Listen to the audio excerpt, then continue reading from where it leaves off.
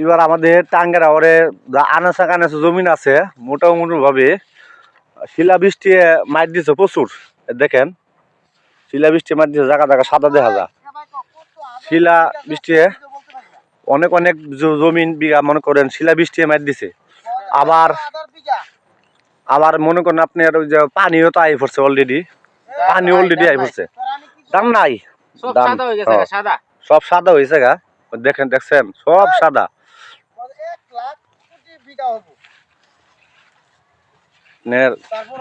এবার গৃহস্থ কপালে হাত।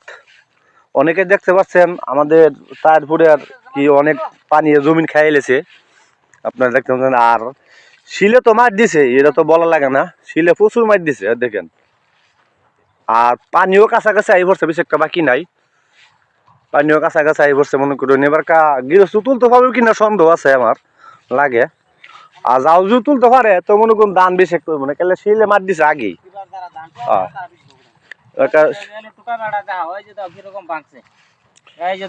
হিলে দিচ্ছে একবারে একদম শেষ, ধান তো নাই এবার একদম মনে করো সব হুয়াইলেছে একবারে। আর পানিও কাছাকাছি আই পড়ছে, পানি একটু বেশি বাকি নাই আই পড়ছে। এবার মনে হয় এবার ধান তুলতে পারবো নাকি সন্দেহ আছে, বলা দাম।